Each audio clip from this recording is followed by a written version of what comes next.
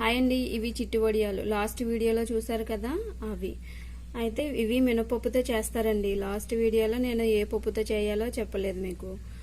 So నాకు comment వచ్చింది, ఏ పప్పుతో ఎలా చేయాలో చెప్పలేదు, ఏం మిక్స్ చేయాలో చెప్పలేదు అని చెప్పేసి అన్నారు. సో దానికి నేను మళ్ళీ డీటెయిల్గా ఈ వీడియో చేస్తున్నానండి. ఇవి మినపప్పుతో చేస్తారండి. సాల్ట్ కానీ ఏం మిక్స్ చేయక్కర్లేదండి. డైరెక్ట్ గ్రైండ్ చేసుకుని డైరెక్ట్ ఇంకా వడియాలు లాస్ట్ వీడియోలో ఎలా వడియాలు పెట్టానో అలా వడియాలు పెట్టుకుని దీంట్లో ములక్కాడ కానీ లేకపోతే వంకాయ కానీ ఇలా ఇవి వేసుకుని కర్రీ చేసుకోవచ్చండి. చిట్టొడియాలు ములక్కాడ కర్రీకి కావాల్సిన పదార్థాలు: ఆనియన్స్ ఇలా చిన్నగా కట్ చేసుకోవాలండి. ఆనియన్స్, 2 చిల్లీలు ఇలా కట్ చేసుకోవాలండి. కారం, చిట్టి వడియాలు, సాల్ట్, ములక్కాడ, కొత్తిమీర, అల్లం వెల్లుల్లి paste, garam masala, oil. Stove on చేసుకుని ప్యాన్ పెట్టుకుని ఆయిల్ వేసుకోవాలండి. వేసుకున్న తర్వాత ఆయిల్ హీట్ అయిన తర్వాత ఈ చిట్టి వడియాలు అనేవి వేపాలండి. ఈ చిట్టి వడియాలు అనేవి ఇలా వేయించుకోవాలండి.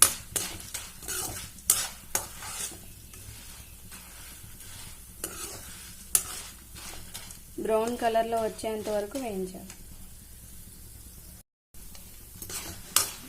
ఇలా బ్రౌన్ కలర్ వచ్చేంత వరకు వేయించుకుని పక్కకు తీసుకోవాలి.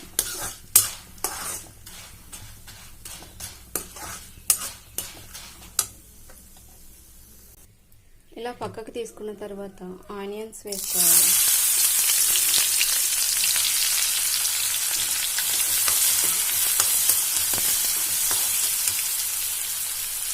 ఆనియన్, పచ్చిమిర్చి వేసుకుని బాగా వేయించాలి.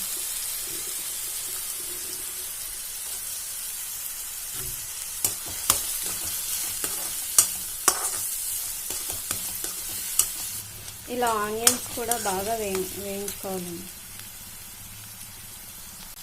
ఇలా కొద్దిగా వేగిన తర్వాత ములక్కాడలు కూడా ఇందులో వేసుకుని వేయించుకోవాలండి. ఇలా బాగా వేగిన తర్వాత అల్లం వెల్లుల్లి పేస్ట్ వేయాలండి. అల్లం వెల్లుల్లి పేస్ట్ వేసి బాగా వేయించాలి.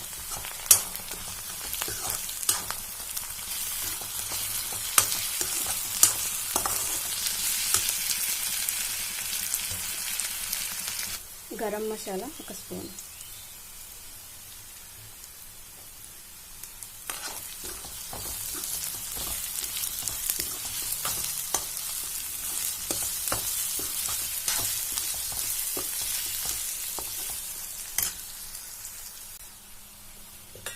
తర్వాత కారం తగినంత,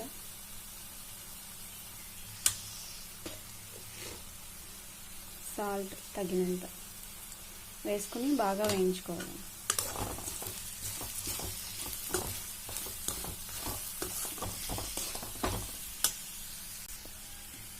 తర్వాత వాటర్ యాడ్ చేసుకోవాలి.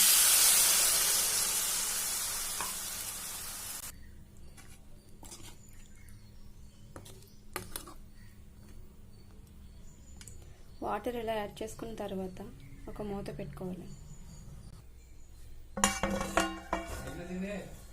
10 మినిట్స్ ఇలా బాగా ఉడికిన తర్వాత వేయించి పెట్టుకున్న చిట్టి వడియాల్ని ఇందులో వేసుకోవాలండి. వేసుకున్న తర్వాత 2 మినిట్స్ అలా ఉడకనివ్వాలి.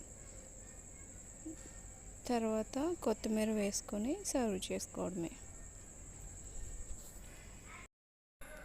ఇంతేనండి, ఎంతో టేస్టీ అయిన చిట్టి వడియాల ములక్కాడ కర్రీ. మీరు కూడా ట్రై చేసి ఎలా ఉందో కామెంట్ రూపంలో తెలియజేయండి.